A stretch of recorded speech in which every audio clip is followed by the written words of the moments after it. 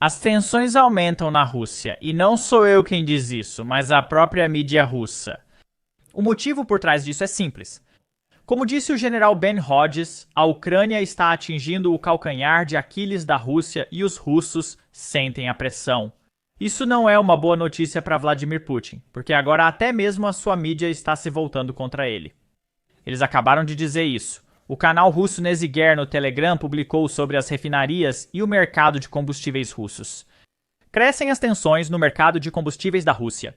Há filas de quilômetros nos postos de gasolina e os preços no atacado da gasolina e do diesel atingiram níveis recordes. Os motivos já não são mais ocultos. Refinarias fecham após ataques ucranianos. Nos dias de pico do verão, até 40% da capacidade de processamento ficou ociosa. Em 2025, as táticas dos ataques ucranianos mudaram. Antes, eles eram pontuais. Uma unidade era danificada, a usina reduzia a produção e se recuperava em semanas. Agora, os ataques são realizados em série e repetidos na mesma instalação. Ryazan, Novo, Syrsan, Volgrado, Refinaria Sopix. Isso impede a restauração das unidades de processamento primário, hidrocracking e craqueamento catalítico. Após ataques à refinaria de Ryazan, responsável por 5% da capacidade da Rússia, metade do processamento foi interrompido. A refinaria nova, responsável por 3% da capacidade da Rússia, teve seu processamento primário danificado. A maior refinaria do sul da Rússia, a Lukoil de Volgrado, assim como as refinarias de Samara e Suzana, pararam de receber petróleo bruto. Agora, essa postagem, na verdade, compartilha uma informação interessante que nós não sabíamos, mas imagino que as forças armadas ucranianas sabiam. A Rússia, na verdade, não pode consertar essas refinarias. E o motivo está aqui. A escolha das refinarias como alvos é explicada pela vulnerabilidade tecnológica delas. As refinarias russas modernas foram construídas usando equipamentos da Shell, XNUOP e Haldor Topes. Hidrocracking, reforma catalítica, isomerização e produção de componentes. Euro 5. Depois de 2022, as entregas de equipamentos, softwares e catalisadores cessaram. Catalisadores são consumíveis, trocados a cada 1 a 3 anos. Sem suprimentos do Ocidente, a Rússia recorre a estoques antigos ou a análogos chineses de desempenho inferior. Reatores e compressores de hidroprocessamento são fabricados em poucos países, com prazos de entrega de até 1 ano. Por causa disso, cada ataque ucraniano a uma unidade de hidrocracking ou reforma leva a meses de paralisação. Como se não bastasse, há 2 dias, o presidente Trump se voltou contra a Rússia porque Putin tem enrolado os Estados Unidos para ganhar tempo. O presidente Trump disse abertamente que é hora da Ucrânia começar a atacar dentro da Rússia e começar a pressionar Vladimir Putin e os cidadãos russos. Hoje tenho um convidado especial, Jake Bro, a quem fiz a pergunta mais importante. Estamos nos aproximando do fim da guerra? Vamos entrar nessa conversa. E aí, pessoal? Hoje temos o colega youtuber Jake. Brown, seja bem-vindo ao canal, Jake. Obrigado por me receber, Sam. É ótimo te conhecer.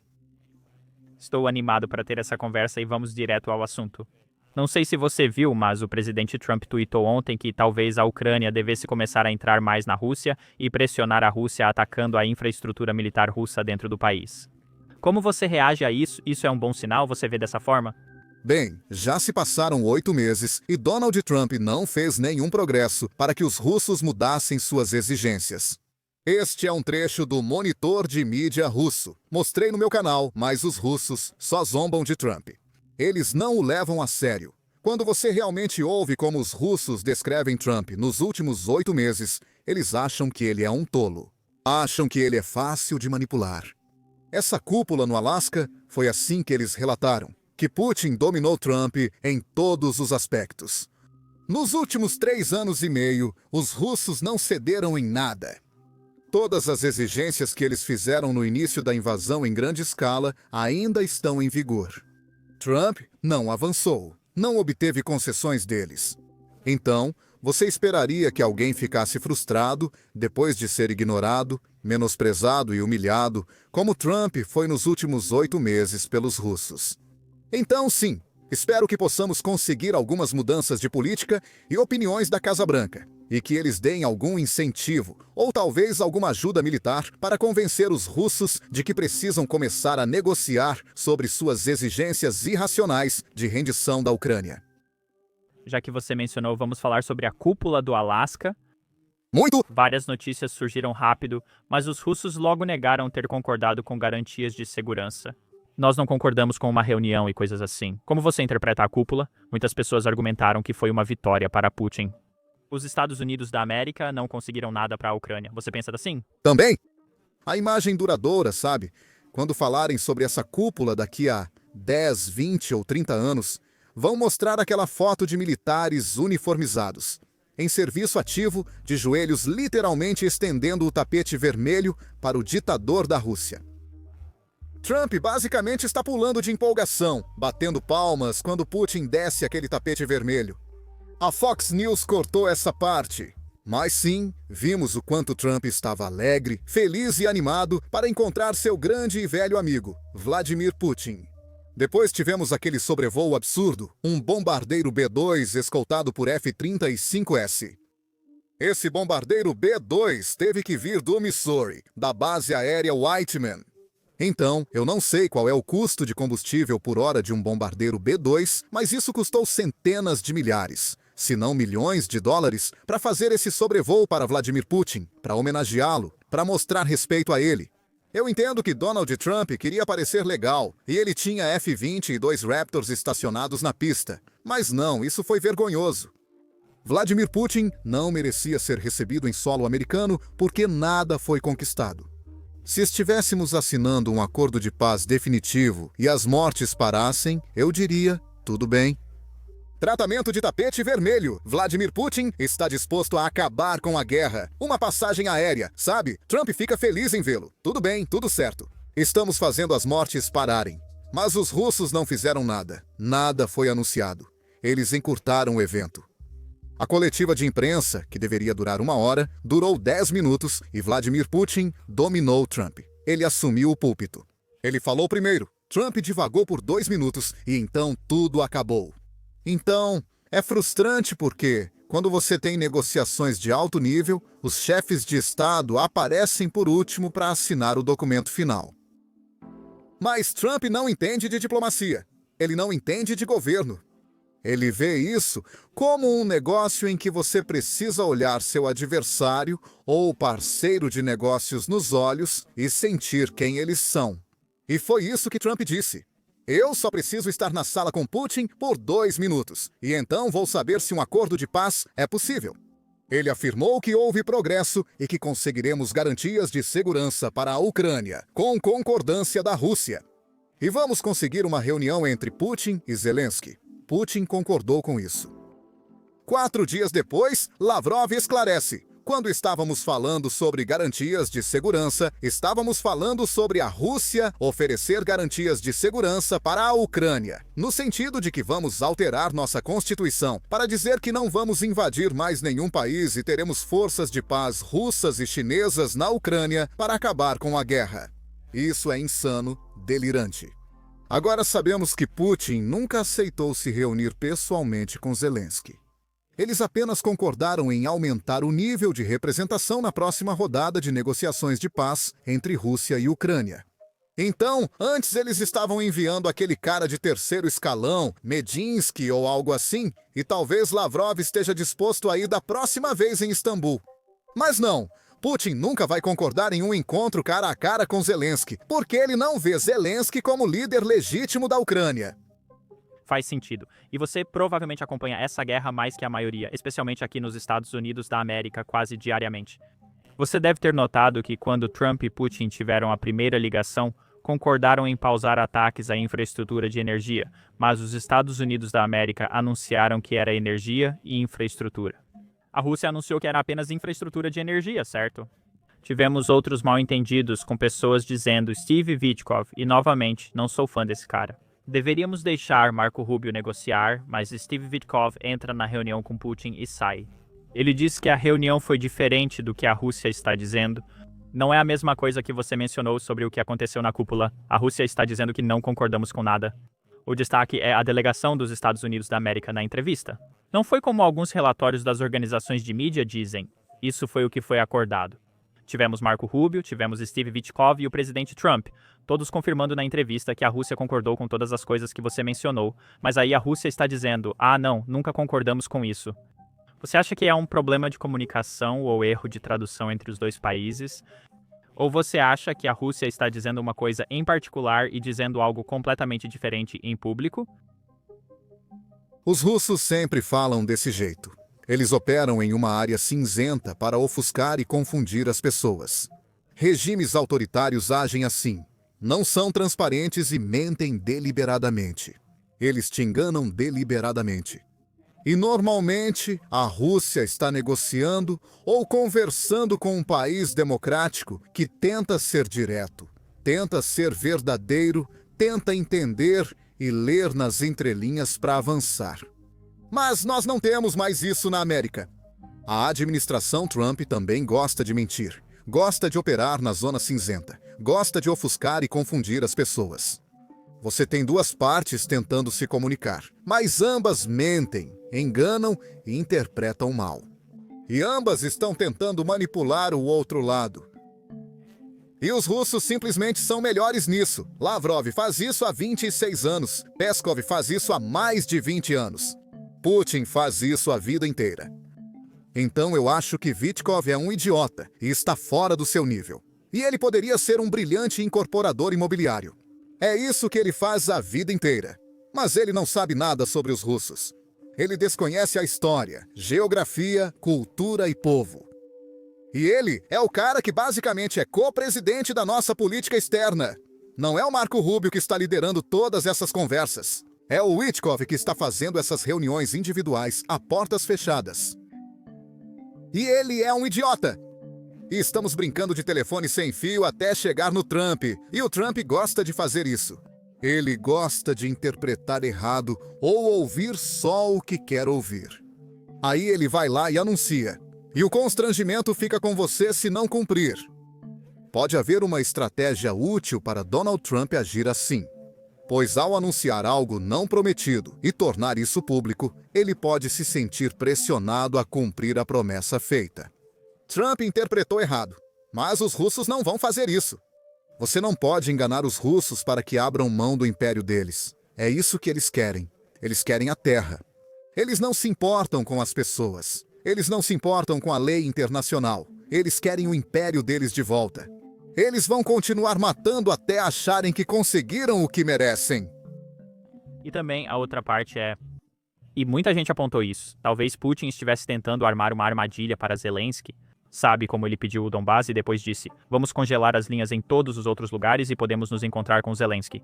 E então o presidente Zelensky foi à Casa Branca na segunda-feira e nós dissemos no canal que ele meio que virou a mesa, certo? Ele disse, vou me encontrar com Putin e podemos conversar diretamente sobre território, o que sabíamos que Putin não aceitaria, porque esse tempo todo ele vem dizendo ao povo russo e à mídia internacional que Zelensky não é um líder legítimo. Então agora Putin não quer ficar ao lado dele negociando e dando legitimidade a ele, porque isso o faria parecer fraco diante do povo russo. Você diria isso? Algo assim também estava em jogo?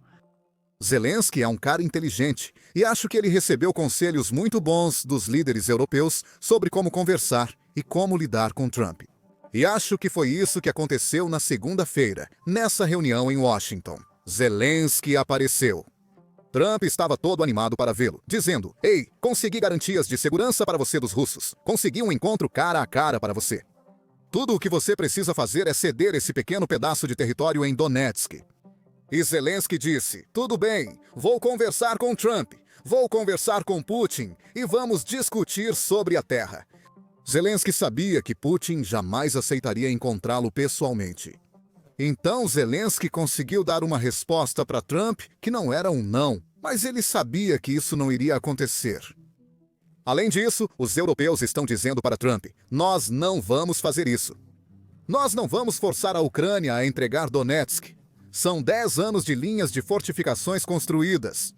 Restam cerca de 10 grandes cidades com mais de 10 mil pessoas em Donetsk, e todas elas são fortalezas.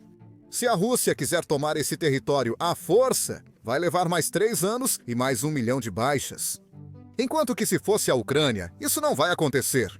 Mas se a Ucrânia entregasse todas essas estruturas de fortificação, o que há atrás delas não é muita coisa. São campos abertos. É mais terra agrícola. Se os russos passassem por esse cinturão de cidades, avançariam de verdade. Ameaçar Kharkiv ao sul, Dnipro ao leste e Zaporizhia ao norte. Isso está fora de questão. O Trump é burro demais para entender os mapas. Mas o Zelensky, eu acho que já dominou, sabe? É só aparecer na Casa Branca, usar terno preto, dizer para o Trump que você adora até a coleção de chapéus dele e que acha todo o ouro no escritório incrível. E aí o Trump fica feliz. É simples assim. Mas a reunião foi boa, você diria isso? Do lado ucraniano e europeu, a reunião com Putin não teve resultados, como você comentou no canal. Olhando para trás, vejo que tudo se baseou na Rússia aceitar garantias de segurança, enquanto buscávamos o que propor à Ucrânia. A Rússia agora afirma que não concordou com nada, então talvez a reunião não faça sentido neste momento. Agradeço aos líderes europeus por terem comparecido. Se só Zelensky estivesse lá na segunda, talvez J.D. Vance e Trump tentassem se unir contra ele e dizer que ele está sendo egoísta. Você causou todas essas mortes. Se desistir desse território, teremos paz agora. Mas os europeus sabiam que Trump estava retuitando pessoas no fim de semana dizendo que a Ucrânia precisa ceder território para que as mortes parem. Então, líderes europeus vieram mostrar apoio. E eu acho que Trump, sabe, ele fica inseguro quando está perto de líderes atraentes, mais jovens, inteligentes e democraticamente eleitos, como talvez Macron, ou agora Merz, ou você tem Stubb na Finlândia e Starmer. Acredito que Trump sentiu o peso, pois pensa assim. Essas pessoas são populares em seus países. São pessoas realizadas, diplomatas habilidosos, como Maloney da Itália. Você tem 8 deles sentados ao redor da Casa Branca. Isso fazia Trump se sentir importante, pois todos o elogiavam por conquistas que, na verdade, ele não teve. Esse é o jogo que estamos jogando. O único benefício que Trump e os Estados Unidos da América oferecem é vender armas aos europeus para lucrar. O secretário do Tesouro anunciou que aumentaremos tudo em 10% para lucrar mais com as armas vendidas à Europa, ajudando a Ucrânia a se defender. Não é uma boa posição. Como veterano de serviço, isso é constrangedor. Não só não estamos ajudando, como também estamos explorando pessoas que só estão tentando se defender da agressão russa. Não é uma boa sensação. Um trecho também. Estamos aqui e precisamos tirar o melhor dessa situação terrível com Trump na Casa Branca pelos próximos 3 anos e meio. Os líderes europeus entenderam. Lidaram com Trump com nota A naquele dia, sem explosões ou problemas. Mas é uma barra extremamente baixa que tentamos superar. Sim, vi aquele vídeo. Preciso analisar isso. 10% a mais do que eu duvido, dizendo isso tão publicamente que os europeus simplesmente vão dizer: ah, vamos comprar, né? Mas vamos ver. Se não houver outras opções para comprar 155mm, você os comprará com 10% de acréscimo. Raytheon, Lockheed Martin e Northrop Grumman já recebem margens de preço garantidas por contrato, pois continuam sendo empresas lucrativas e de capital aberto. Eles têm uma obrigação com seus acionistas. Mas Trump, eu acho, simplesmente disse: cobre dele um extra de 10% e isso vai para o Tesouro dos Estados Unidos da América. Porque ele trata todo mundo assim, inclusive todos os países. Ele só está tentando explorar pessoas ao redor do mundo para lucrar para si mesmo. E quem sabe para onde vai esse dinheiro? Eu não faço ideia de como nada disso funciona mais. O Congresso deveria controlar o orçamento, mas Donald Trump parece comandar toda a política monetária dos Estados Unidos da América, não o Congresso ou o Federal Reserve. Mas, por outro lado, você considera isso um sinal positivo? Ele fez com que os países europeus e a OTAN aceitassem gastar 5% em defesa, sendo 3,5% para a defesa e o resto para a infraestrutura. É uma ótima notícia, principalmente para a segurança da Europa, certo? Sim, mas a Europa está fazendo isso por pânico, porque Donald Trump não respeita o direito internacional e pode não aderir às proteções do artigo 5 da OTAN. Tipo, as pessoas na Europa estão em pânico, porque os Estados Unidos estão ameaçando invadir a Groenlândia, o Panamá e o Canadá. Assim como o direito internacional, a ordem baseada em regras entrou em colapso. Donald Trump não entende isso. Ele não se importa com isso. E ele não vai respeitar isso. Então, você pode ir em frente e criticar a Europa por não gastar o suficiente, por não cumprir a diretriz dos 2% da OTAN. Ao mesmo tempo, os Estados Unidos definiam a política de segurança para a Europa. Se os europeus não tinham voz na segurança do próprio continente, por que os Estados Unidos controlavam isso? Então sim, eu entendo por que eles seriam negligentes em manter suas forças terrestres. Mas agora que os Estados Unidos se mostraram uma ameaça para o Canadá, uma ameaça para a Groenlândia e o Panamá, uma ameaça para outras partes do mundo, sim, europeus, vocês têm que se defender dos russos hoje, mas potencialmente dos americanos amanhã. Esse é um mundo assustador que não vou comemorar dizendo: graças a Deus o Trump quebrou tantas promessas que a Europa sentiu necessidade de se rearmar como na Segunda Guerra Mundial. Não, com certeza. Outro argumento é que a Europa não gastava 2% por depender dos gastos militares dos Estados Unidos da América. Eles pensavam, temos o artigo 5 e os Estados Unidos da América têm o exército, ou pelo menos todos acreditavam que podíamos impor a paz mundial. Os Estados Unidos da América apenas negligenciaram os compromissos assumidos, por isso essa questão surgiu. Mas vou apresentar o contra-argumento de por que queremos uma Europa fraca? Por que não queremos que os exércitos europeus se fortaleçam? E isso porque a Europa continuava se destruindo. Sabe, seja na Primeira Guerra Mundial ou na Segunda Guerra Mundial. Mas era a cada 30 anos no continente europeu. Muito antes até da época napoleônica, quando as potências europeias formavam grandes exércitos. Eu não sei se é a proximidade. Eu não sei se é a geografia. Eu não sei o que é, mas a Europa simplesmente continua se destruindo. Então, eu acho que no período pós-Segunda Guerra Mundial, especialmente no período pós-Guerra Fria, os presidentes dos Estados Unidos da América e os especialistas em segurança dos Estados Unidos da América diziam que a Europa não tinha exércitos fortes e poderosos. Isso é uma coisa boa, porque assim, não corremos o risco de eles se matarem de novo. Esse argumento é interessante. Eu não o conhecia. Acho que sim, faz sentido. Por isso existe a União Europeia, né, para evitar invasões entre eles.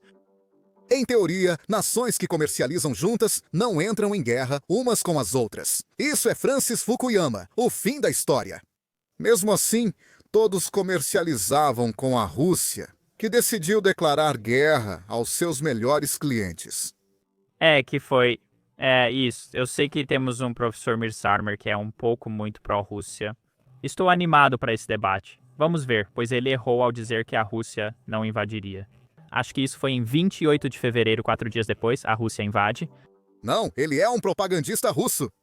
Quero dizer, toda aquela propaganda russa que estava sendo espalhada quando Biden era presidente está fracassando hoje. Sabe, há tantos argumentos sobre como a CIA está forçando a Ucrânia a lutar. E Zelensky é um fantoche da CIA e tudo isso. E que nós fomos responsáveis pelo golpe de Maidan em 2014 ou algo assim. Todos esses teóricos da conspiração pró-Rússia são cidadãos americanos que acreditam nessas bobagens. Ok, Trump é presidente. Divulguem os documentos. Se a CIA, você sabe, instigou o golpe e nós expulsamos o presidente democraticamente eleito Viktor Yanukovych e Zelensky é nosso fantoche, então apresente alguma prova. Divulguem alguns documentos. Você sabe, temos Kash Patel e, você sabe, todas essas pessoas malucas, pró-Rússia, de direita simpáticas, AMA. Revelem a conspiração? Essa é uma crítica forte que tenho a todo o movimento Make America Great Again na atual administração Trump. Todas aquelas coisas malucas que você disse que estavam acontecendo eram por causa do Estado Profundo. Quem foi preso? Quem foi processado? Que evidências foram apresentadas? Todas essas conspirações morreram nos últimos 8 meses, desde que Trump se tornou presidente, porque nenhuma delas era verdadeira. Se for verdade, apresente evidências. Agora que Trump tem o reino, você sabe, as chaves de Washington, Distrito Federal, e poderia desbloquear qualquer uma dessas informações. Mas o Make America Great Again prosperou na escuridão, na conspiração. Você pode falar ou inventar o que quiser. E agora que eles realmente estão no comando do Congresso, dos tribunais e do Poder Executivo, eu não vi nada. Quem matou John Fitzgerald Kennedy? Quem realmente estava por trás do 11 de setembro? Onde estão as provas de alienígenas na Área 51? Como todas essas conspirações Make America Great Again, que Joe Rogan espalhou para fazer as pessoas derrubarem Joe Biden e o Estado Profundo. Alguma dessas coisas era real? Se sim, por que Trump não conta a verdade aos americanos? Quando você fala isso para alguém Make America Great Again, a pessoa se choca e não sabe responder. Não, acho que as pessoas estão questionando mais, especialmente com essas coisas do Epstein, até mesmo do lado republicano. Eles questionam onde está tudo isso, mas o outro lado também apoia a Rússia. Republicanos, tenho certeza que você viu, né? A nova pesquisa, acho que foi em um vídeo da CNN. Por isso cito a pesquisa da CNN que vi também na Fox, mostrando que 76% dos republicanos apoiam a Ucrânia e não gostam do Putin. Então, o que não faz sentido é por que a gente tem esse tipo de coisa. Você provavelmente viu isso muito mais do que eu, né? Fora dos influenciadores, no noticiário, muitos parecem adotar discursos pró-Rússia, como se isso fosse popular. Bem, esse foi o tweet que eu vi do deputado Don Bacon mostrando. Então, existem dois tipos de republicanos. Bem, na verdade, existem três tipos de republicanos. Há republicanos tradicionais, focados em segurança nacional, que sabem que a Ucrânia é nossa aliada democrática. Deveríamos ajudar eles. Há quem apoie a Ucrânia e critique russos, mas são isolacionistas. Eles simplesmente dizem, é uma tragédia terrível lá, mas, sabe, não deveríamos nos envolver. E aí tem as pessoas malucas que são pró-Rússia, porque acham que a Rússia, ideologicamente, é o equivalente delas no continente europeu. E querem promover isso. E esses números, sabe, flutuam bastante. Voltando para fevereiro de 2022, 88% dos republicanos Make America Great Again apoiavam o envio de ajuda militar para a Ucrânia. Então, até a época da eleição de novembro de 2024, esse número caiu para 30%, porque eles continuaram sendo bombardeados com propaganda do Kremlin, por Tucker Carlson, Elon Musk, Robert Francis Kennedy Jr., Tulsi Gabbard, Vivek Ramaswamy, Donald Trump Jr., dizendo que a Ucrânia é um país corrupto, que todo o dinheiro está sendo roubado, que Zelensky está comprando superiates, que ele é um ditador, que existem biolaboratórios e nazistas e expansão da OTAN, blá, blá, blá. Mas o número vem aumentando desde novembro, desde que Trump assumiu o cargo e a propaganda parou, porque você não pode promover teorias da conspiração quando o seu cara está no comando de tudo. Então agora voltou para 51. 51% dos republicanos apoiam o envio de ajuda militar. Isso não é vender armas. Isso é ajuda. Isso seria alocado pelo Congresso. E sim, você está certo. Atualmente, cerca de 76 a 77% dos americanos apoiam enviar ajuda militar à Ucrânia após 8 meses. A guerra continuará e haverá outras, a menos que paremos os russos agora. Não sei se você viu esse vídeo. Eu vi, mas não lembro se foi em fevereiro ou março de 2022, quando Trump, que acho que não era presidente, ligou para a Fox e disse que devemos dar à Ucrânia tudo o que quiserem. Precisamos enviar submarinos nucleares ao Mar Negro e deixar claro aos russos que também possuímos armas nucleares caso usem as deles. Você viu esse vídeo? Isso foi em 2022. Sim, acho que foi uma semana ou um mês após a invasão começar. E era tipo um vídeo bem pró-Ucrânia, o máximo que dava para ser. E acabou. Trump politizou a Ucrânia. Ele viu uma oportunidade. Ele queria que tudo desse errado para Joe Biden, enfraquecendo-o ao máximo. É um jogo que ambos os partidos jogam quando não estão no poder. Mas, em geral, com política externa, você não faz isso. Essa é uma citação famosa do senador republicano Vandenberg, dos anos 1950, de que o partidarismo termina nas fronteiras dos Estados Unidos. Ou seja, ao lidar com o resto do mundo, não se questiona o presidente. Você não o enfraquece porque há pessoas lutando em guerras e pessoas morrendo. Mas Donald Trump não segue nenhuma regra. Donald Trump vai politizar qualquer coisa, então ele deliberadamente politizou a Ucrânia para que a guerra não acabasse. Se os Estados Unidos da América tivessem dado apoio decisivo à Ucrânia em 2022, os russos já teriam sido derrotados. Mas Donald Trump queria enfraquecer a determinação dos Estados Unidos em ajudar a Europa, para que fosse um desastre até as eleições de 2024. Trump poderia então usar isso como uma questão para se ajudar a ser eleito. E então ele achou que Trump realmente pensava assim. Assim que ele assumisse o cargo, Putin faria um favor pessoal para ele e simplesmente acabaria com essas guerras, fazendo com que ele parecesse bem. Ajudá-lo a ganhar o Prêmio Nobel da Paz.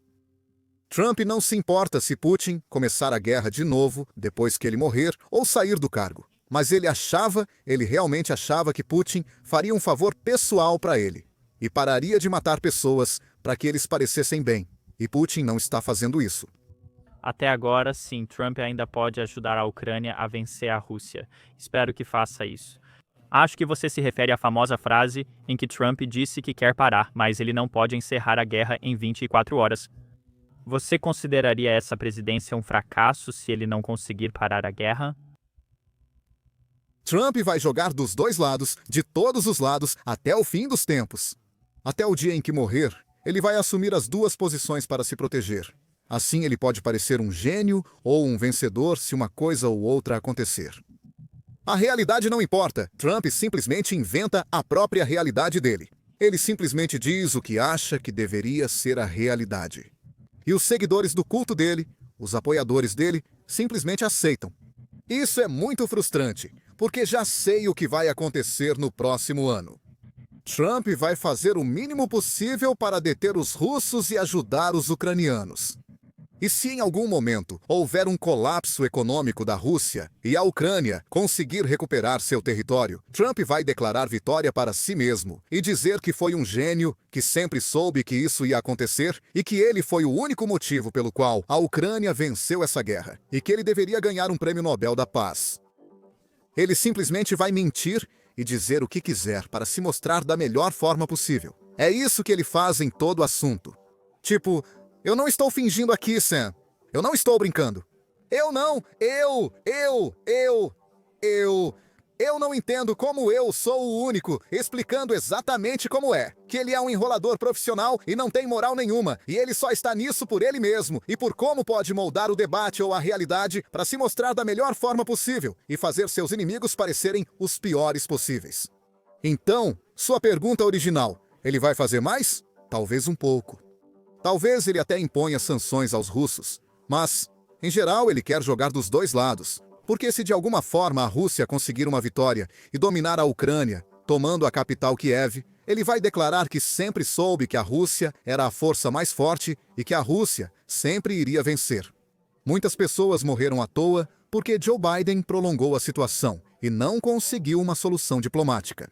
Isso é terrível, mas os Estados Unidos deveriam seguir em frente e iniciar relações comerciais com os russos. Para ser justo, as sanções à frota fantasma foram mais rigorosas sob Trump do que sob Biden, segundo um gráfico recente. As frotas fantasmas russas diminuíram muito, isso é uma boa notícia. Espero que continue assim. Não, essas foram as sanções que foram impostas em dezembro e janeiro por Joe Biden. Eu concordo. A execução, quero dizer. Sanções, provavelmente sanções antigas. Sim, acho que a execução está falhando. Quero dizer, depende. Você sabe, o Reino Unido e a União Europeia têm imposto novas sanções à Rússia e à frota fantasma deles, mas Trump se recusou. Nada de novo foi acrescentado desde que Trump assumiu o cargo, e Trump demitiu todas as pessoas responsáveis por aplicar as sanções contra a Rússia. Então, realmente é voluntário neste momento. Essas empresas de transporte marítimo podem correr o risco de entrar na lista negra do Tesouro dos Estados Unidos da América, se quiserem. Não vejo muitas sanções sendo aplicadas atualmente pelo Tesouro dos Estados Unidos da América. Eu só me referia aos dados recém-divulgados. A Sky News estava reportando para onde as frotas fantasmas que saíram das frotas russas foram nos últimos meses. Não foi apenas com a mudança de governo, mas nos últimos meses.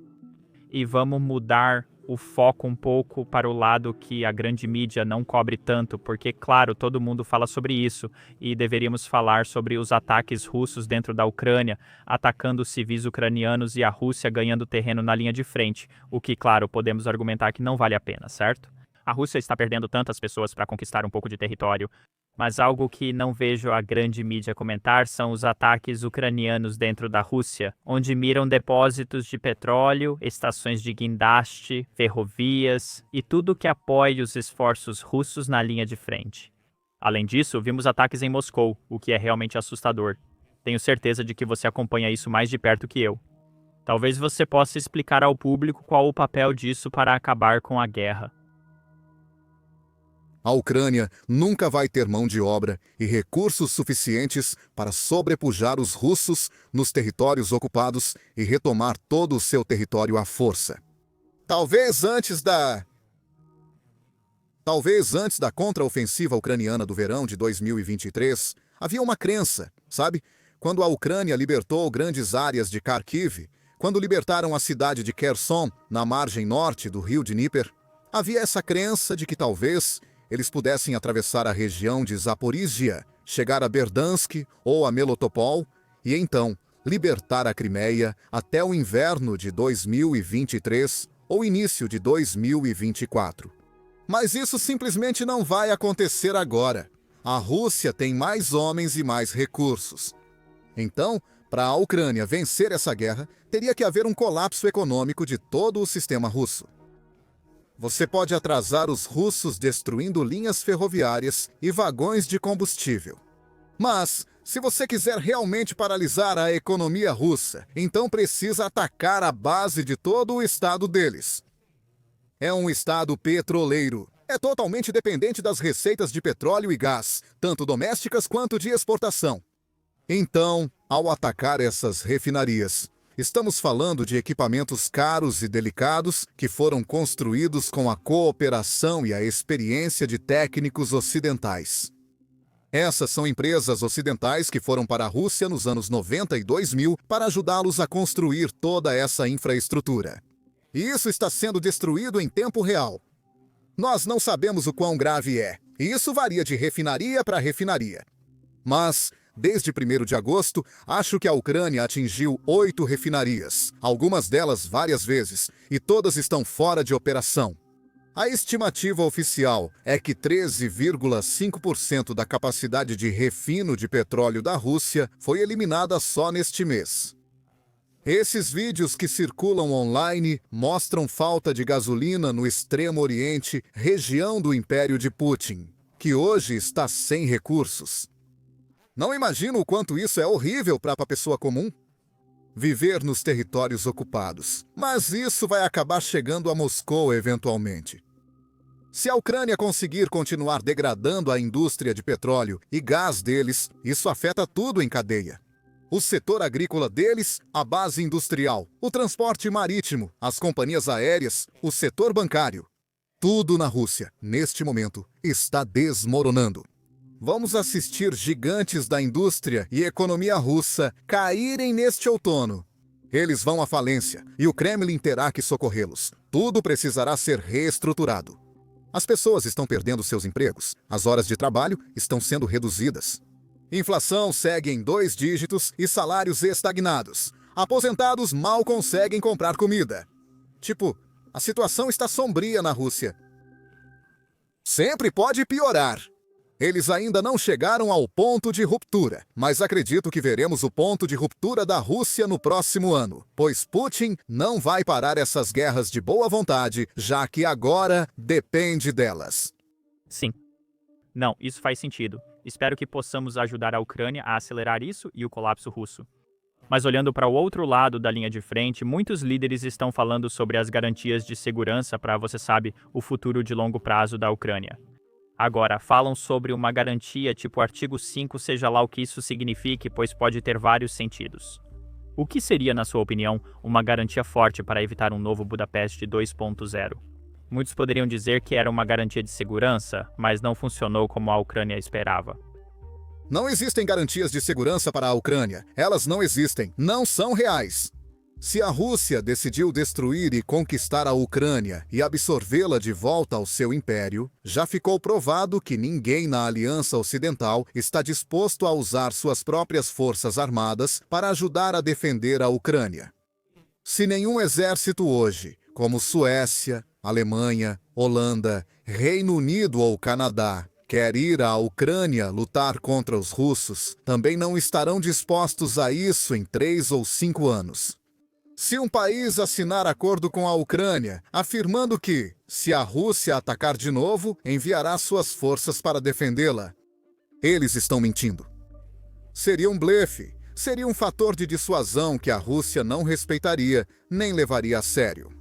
Na televisão estatal do Kremlin, eles ameaçam bombardear Berlim, Londres e Paris com armas nucleares todos os dias.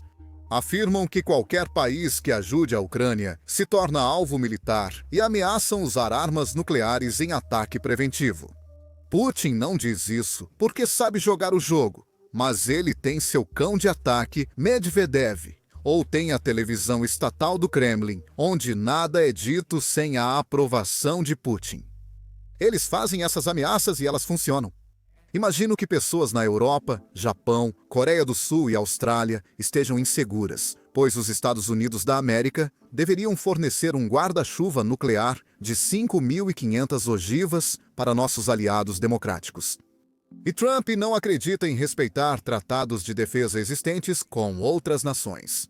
Se ninguém quer ir para a Ucrânia hoje, também não irá em 3 ou 5 anos, pois as condições serão as mesmas. A Rússia vai ameaçar lançar bombas nucleares em Berlim, ameaçar lançar bombas nucleares em Londres, Amsterdã, se alguém ajudar os ucranianos a se defenderem. A única garantia de segurança para a Ucrânia é ela ser forte. Mais sistemas de defesa aérea, mísseis de cruzeiro e balísticos, mais brigadas e um exército maior. Isso é a única coisa que vai salvar a Ucrânia. Então, se conseguirmos algum tipo de instabilidade política no sistema russo, um colapso econômico ou político, quando essa janela se abrir para a Ucrânia, eles precisam desenvolver armas nucleares o mais rápido possível. E então, eles terão sua própria dissuasão nuclear, sua própria garantia de segurança. Após o Memorando de Budapeste, a Ucrânia era o terceiro maior detentor de armas nucleares após o colapso da União Soviética. Se algum país no mundo merece o direito à segurança nuclear e garantias para si, esse país é a Ucrânia. Acho que esse é o destino deles. Eles não farão isso enquanto lutarem contra os russos, pois se houver relatórios de inteligência, a Rússia pode alegar justificativa para atacar Kiev, Kharkiv ou Odessa primeiro. Mas se os russos hesitarem ou fizerem uma pausa em algum momento na próxima década, a Ucrânia precisa conseguir suas próprias armas nucleares o mais rápido possível. É a única garantia de segurança para o futuro deles. O que eu acho... Entendo seu ponto de vista, mas isso não deixaria o mundo mais perigoso. Outros países poderiam alegar risco de invasão, por isso queríamos evitar isso. Qual outro país tem exatamente, sabe? Eles tinham armas nucleares no passado. Eles concordaram em desistir delas em troca de garantias de segurança. E então o país que assinou o acordo com eles os invadiu mesmo assim. Tipo, se qualquer outro país estiver nessa situação idêntica, eu também vou apoiar que eles tenham armas nucleares. Mas não existe outro país, exceto o Cazaquistão. O Cazaquistão é o único outro país em que isso poderia acontecer. Não, com certeza. Eu entendo o ponto, mas não sei se isso realmente aconteceria, porque muito trabalho foi feito nos tratados de não proliferação nuclear, no Tratado de Não Proliferação Nuclear. E eu acho que o único país que quebrou isso foi a Coreia do Norte. Então, o motivo pelo qual a Ucrânia quer tanto entrar na OTAN é que, se o guarda-chuva nuclear da França, do Reino Unido e dos Estados Unidos protege toda a OTAN, então protegeria a Ucrânia, e a Ucrânia não precisaria entrar na OTAN. Não acredito que a Ucrânia entrará na OTAN! Eu só acho que conseguir que todos os países da OTAN votem a favor, porque isso é um requisito da aliança. Bem, tudo o que a Rússia precisa fazer é subornar um só. Basta a Rússia subornar um país da nossa aliança para torná-la disfuncional e ineficaz. Parece uma falha de projeto na aliança. Esse dinheiro russo pode corromper um único membro, e então toda a aliança deixa de funcionar. Isso é um problema! Acho que a própria Ucrânia diria: como confiar na OTAN após tudo o que foi exposto sobre suas fraquezas nos últimos 3 anos e meio? A Ucrânia só precisa se proteger. Se entrarem na União Europeia e obtiverem integração econômica, serão prósperos. Militarmente deveriam seguir seu próprio caminho, pois não se pode... Não sei como os ucranianos confiarão na Europa se a Rússia seguir ameaçando sua segurança.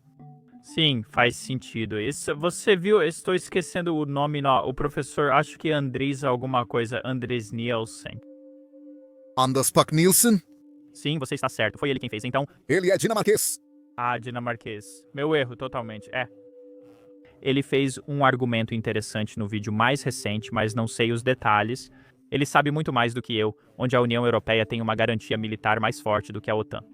Ele argumentou que as pessoas exageram a força do artigo 5, porque, semelhante ao ponto que você mencionou sobre todos precisarem concordar para aceitar um novo membro, acho que o artigo 5 basicamente diz que teremos uma resposta apropriada se você for atacado, o que significa que eles poderiam simplesmente protestar. Bem, o artigo 5 ainda é voluntário para cada membro. Então, nenhum país é realmente obrigado a ajudar a proteger outro membro da aliança. Ainda acaba sendo bilateral. Mas, da forma como as Forças Armadas dos Estados Unidos se integraram à OTAN e ao comando da OTAN, basicamente, as Forças Armadas dos Estados Unidos assumem o controle dos exércitos de outros países e eles se tornam subordinados ao comandante supremo aliado da OTAN durante um conflito. E foi assim que os Estados Unidos planejaram isso. Isso explica por que os europeus estavam menos motivados a fortalecer seus exércitos. Porque se a OTAN entrar em guerra, em teoria sim, o exército francês, o exército alemão, o exército britânico ficam subordinados à cadeia de comando dos Estados Unidos. Porque é preciso alguém no topo para comandar uma guerra. Então sim, mas ainda é voluntário. Basicamente, o exército finlandês diria: ok, o artigo 5 foi acionado. Agora, no grupo, os Estados Unidos nos dizem onde ir e o que fazer. São eles que coordenam os recursos aéreos, navais e as forças terrestres. Não dá para ter 32 comandantes supremos diferentes fazendo cada um a sua própria coisa. Uma pessoa tem que estar no comando de todo o esforço. Mas ainda é voluntário, mesmo sob o artigo 5. Com certeza. Você acha que a Rússia permitiria a entrada da Ucrânia na União Europeia? Sei que dizem que isso não cabe à Rússia decidir. Certo. Sabemos disso, mas acha que eles falariam isso publicamente? Não, eles não querem que a Ucrânia se desenvolva de forma positiva em nenhum aspecto. Quer discutir o verdadeiro significado dessa guerra? Voltando à causa raiz, essa é a resposta honesta. Putin não podia permitir que a Ucrânia se tornasse um Estado livre e democrático com verdadeira prosperidade econômica, porque isso ameaçaria o poder de Putin em casa.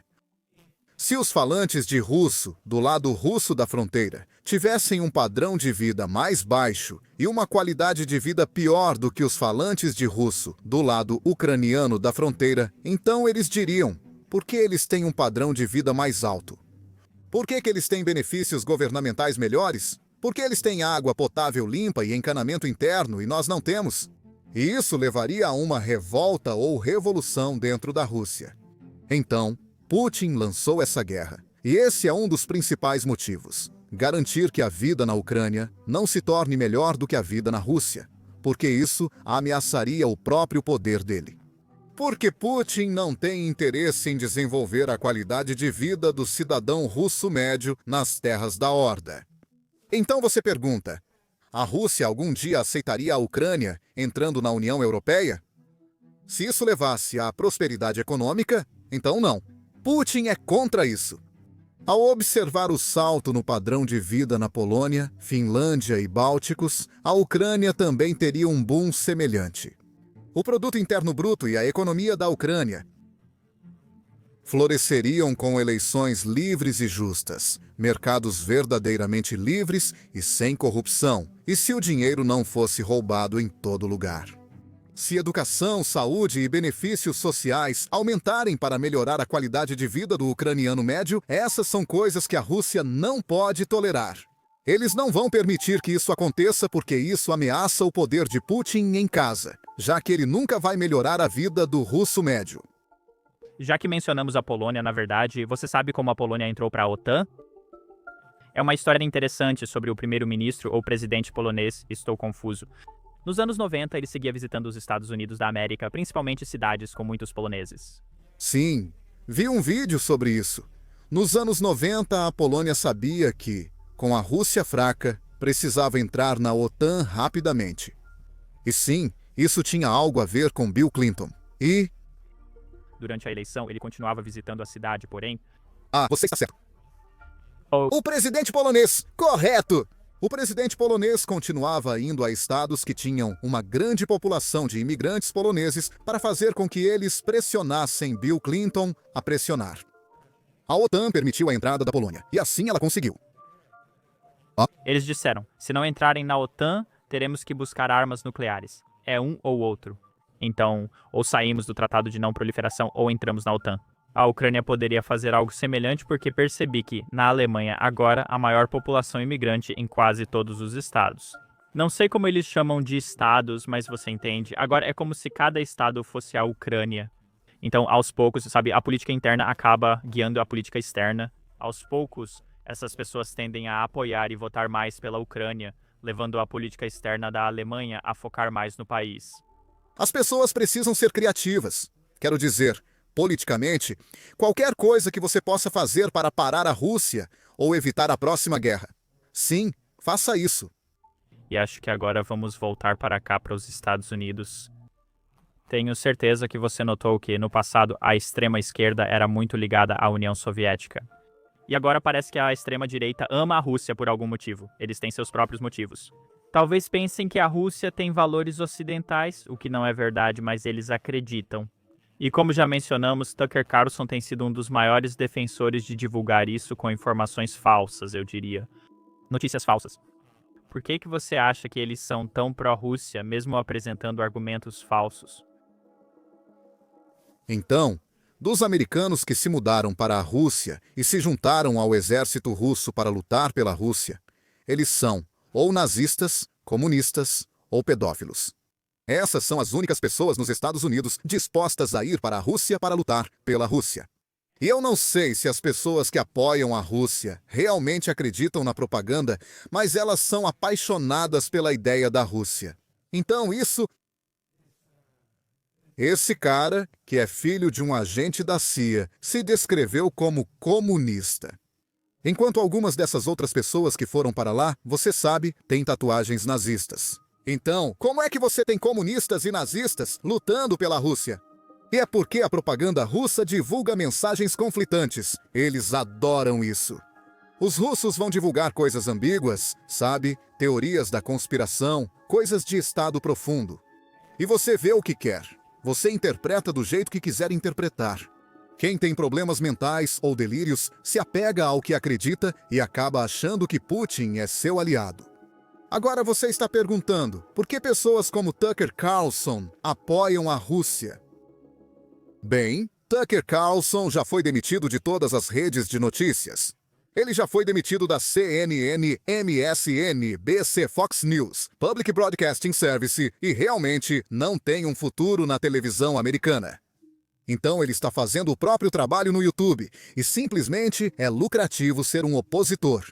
Então, o novo termo que as pessoas usam é Sul Global. E se você conhece Jackson Hinkle, eu acho que ele é tipo o garoto propaganda de apelar para o Sul Global e para a indignação dos antigos territórios coloniais explorados.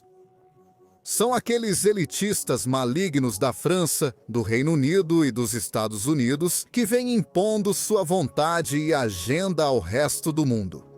A Rússia é a mocinha porque está enfrentando as antigas potências coloniais.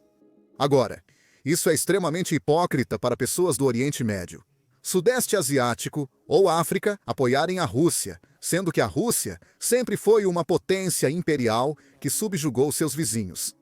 A Rússia nunca chegou ao Sudeste Asiático, Oriente Médio ou África porque era péssima em construir navios.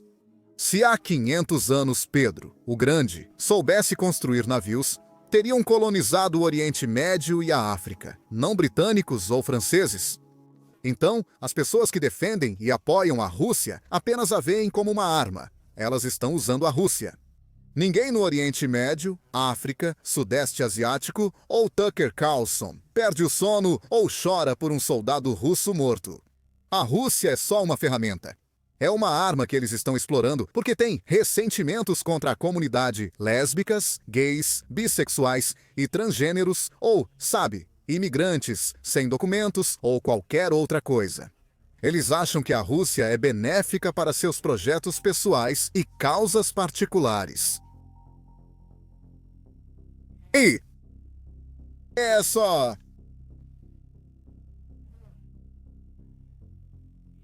Ser opositor é mais fácil. Ao espalhar teorias da conspiração, não precisa provar nada e ainda ganha mais visualizações.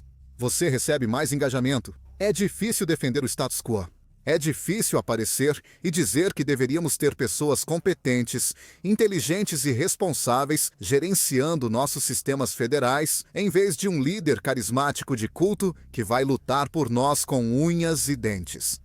Donald Trump cria uma narrativa e uma imagem onde as pessoas podem projetar nele tudo o que quiserem.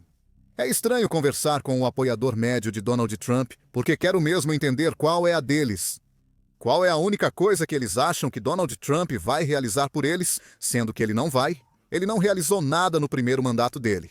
Ele não vai realizar nada neste mandato. Eventualmente, ele vai morrer e cair de cara no chão, e a história vai esquecê-lo, porque ele não terá feito nada que seja duradouro para ter a democracia americana. Muitos votam só por uma questão, são eleitores de pauta única. Isso tem grande impacto, pois elas só veem um ponto que Trump destaca. Elas pesquisam menos que a maioria. Pode continuar. Para pessoas de mente simples, focar em uma única questão já é difícil, e elas acabam se concentrando só nisso, como imigração ou algo assim. Acho que pessoas obcecadas por comida são estranhas. Quem pensava que Robert Francis Kennedy Jr., ao assumir, tornaria toda a comida saudável novamente e reduziria a obesidade nos Estados Unidos da América? Essas pessoas que converso e apoiam Trump e os movimentos Marra são as mais engraçadas, porque Robert Francis Kennedy Jr. não fez nada, como cortar o financiamento das vacinas de mRNA ou eliminar corantes alimentares. Tipo, isso não é o que está deixando as pessoas doentes. Não é isso que está fazendo as pessoas engordarem. O açúcar adicionado, presente em quase tudo que comemos, está tornando as pessoas acima do peso e doentes. Mas a brilhante estratégia de Robert Francis Kennedy Jr. é trocar o xarope de milho da Coca-Cola por açúcar de cana, embora não haja diferença. Não há diferença entre o açúcar de cana, que vem dos trópicos, e o xarope de milho, com alto teor de frutose, cultivado em Iowa. Ninguém está ficando mais saudável sob Robert Francis Kennedy Jr. ou Donald Trump. Acho que esse é o problema, onde o objetivo provavelmente é bom, a intenção é boa, eu diria. Tipo, eles querem tornar a comida saudável, mas da forma como estão fazendo, eu provavelmente não concordaria, certo? Porque ele argumenta, especialmente se você comparar com a Europa e o Canadá... Ele está matando pessoas. Ele está matando pessoas. Promovendo o consumo de leite cru. Tipo, ele diz que pasteurizar o leite é ruim. Nos últimos 8 meses, cerca de 12 pessoas morreram ao consumir leite cru, influenciadas por pessoas como Robert Francis Kennedy Jr., que promovem isso como algo saudável. Eles inventam um monte de coisas em vários detalhes. Eles ignoram os cientistas, eles ignoram os profissionais de saúde, eles estão promovendo coisas insanas e as pessoas estão morrendo. Crianças estão ficando deformadas e morrendo de sarampo porque muitas pessoas deixaram de tomar a vacina tríplice viral. Isso é insano. Veja, isso é o mais louco. As pessoas votam por um único motivo. Eu não sabia disso sobre leite cru. E eu achava que estava acompanhando as notícias. Mas... tudo nos Estados Unidos vai piorar nos próximos 3 anos e meio. Democratas, liberais, qualquer um, você pode criticá-los ou zombar, mas eles nos avisaram.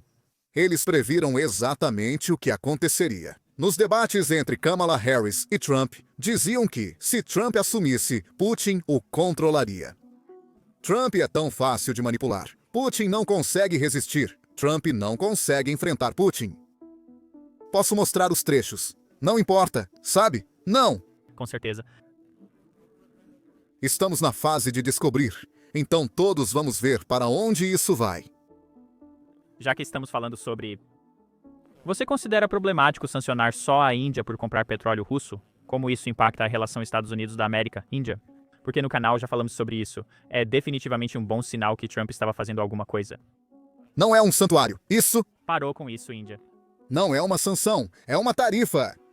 É 25% sobre outros 25%. Então, tarifas de 50% ou algo assim. Mas isso não tem nada a ver com a Ucrânia. Trump está mentindo. Trump vai anunciar: vou adicionar 25% à Índia por comprarem petróleo russo. Assim que a Índia ceder em outro ponto econômico, compraremos mais petróleo americano, outro produto dos Estados Unidos da América, ou reduziremos nossas tarifas. Trump vai desistir disso? Não tinha relação com a Ucrânia, ele só usa a Ucrânia como desculpa. Mas não, isso é insano. Essas tarifas não servem para nada. Eu não me lembro qual é o volume de importação da Índia, mas são produtos farmacêuticos, têxteis, pedras preciosas e tarifas. Então os americanos têm que pagar 50% a mais pelas importações de pedras preciosas da Índia. A Índia não se importa. Eles simplesmente vão encontrar outros compradores. Não. Para a Índia, os Estados Unidos da América são o maior mercado. Então, para a Índia, com certeza, exportações. Sério? A Índia exporta mais para os Estados Unidos do que para a China? Índia e China não exportam tanto. A China também não importa muito. Eles exportam muito. A economia deles é baseada em exportação. Você acha mesmo que a Índia se preocupa com essas tarifas de importação de 50%? Provavelmente estão, sim, mas é isso. Talvez para eles seja... Olha, eu não sei muito sobre a Índia. Eu tento acompanhar um pouco aqui e ali. Mas a outra parte é uma crítica válida, que é o argumento que o governo Trump está usando. Para a China, antes e depois da guerra, o crescimento nas importações de petróleo não é tão grande. Eles seguem como maior importador, já compravam da Rússia antes da guerra. Para a Índia é drástico. Passou de cerca de 1% para 20% do petróleo deles. A Índia diz que importa esse petróleo para ajudar seus cidadãos, mas apenas o refina e revende para a Europa. O argumento de ajudar os cidadãos faz sentido. Bem, Então, sabe, eu me lembro de um relatório que vi há 3 anos dizendo que isso é uma coisa boa. Na verdade, queremos que a Índia compre o máximo possível de petróleo russo barato, depois refine e exporte. Então, se destruirmos a capacidade doméstica da Rússia de produzir produtos de petróleo refinado, isso fará com que os preços subam para todo mundo no mundo, porque vivemos em uma economia global. Mas se a Rússia não consegue refinar seu próprio petróleo bruto, ela precisa exportar mais, o que na verdade reduz o preço do petróleo. E se a Índia tiver capacidade de refino sobrando, queremos que eles comprem o petróleo russo barato sob o teto de preços, depois refinem e vendam no mercado global para compensar a perda que a Rússia está tendo. É uma questão de manter os preços baixos. Não quero reabrir a discussão sobre 2024 e as políticas de Joe Biden e Jake Sullivan, mas isso fazia parte. Não queremos que a economia global colapse pelos altos preços da energia, já que a Rússia está integrada ao mundo. Nós precisamos das commodities minerais e das exportações de energia da Rússia para que o mundo inteiro mantenha seu padrão de vida atual. A Rússia é simplesmente grande e importante demais para ser completamente isolada, porque isso causaria um choque em todo o planeta. Agora, uma força de Trump, vou admitir, é que Trump não escuta ninguém. Não liga para os números e não pensa muito nas decisões que toma. Então, se realmente houver uma reviravolta surpreendente e Trump começar a isolar a Rússia de forma agressiva, isso fará com que a Rússia colapse mais cedo. Sim, a economia, os mercados de energia e as cadeias de suprimentos globais serão gravemente afetados. Tipo, o mercado de ações vai cair se a Rússia colapsar. Porque o mundo inteiro depende das exportações de alimentos e produtos agrícolas deles, das commodities minerais e da energia deles. Se a Rússia sumir do mapa, se o Kremlin perder o controle de tudo, o mundo vai ficar muito ruim para... vai ser ruim para todo mundo. Não, com certeza, já estamos sem tempo, mas ouvi outro argumento interessante recentemente. Talvez a gente não deva punir a Rússia por ser a agressora, porque é uma nação forte e todos os pontos que você mencionou, desde que a gente consiga trazer paz a longo prazo nas linhas de frente. E a gente já viu alguns exemplos disso, né? A Guerra da Coreia do Sul, onde a linha de frente ficou congelada. Depois da Guerra Civil, não punimos o agressor. A Guerra Civil dos Estados Unidos, onde a gente não puniu o agressor porque queria paz a longo prazo. Então você tem que reintegrá-los à sociedade mundial. O que você acha desse argumento? Acho que a Alemanha, talvez, após a Segunda Guerra Mundial... Ou se houvesse um conflito congelado, acho que sanções e relações congeladas, ou algo assim, provavelmente continuariam até Putin morrer. Putin 71, 72. Em 10 ou 15 anos, talvez, ele vai morrer eventualmente. E é isso que o Ocidente vai usar como uma oportunidade de reinício para quem substituir Putin. Podemos conversar ou fazer negócios com você? Pode parar de matar pessoas? Estados Unidos, OTAN e União Europeia não veem problema em negociar com um ditador. Eles não têm problema nenhum em fazer negócios com alguém que tortura, mata e persegue o próprio povo. Você pode matar seu povo, ok?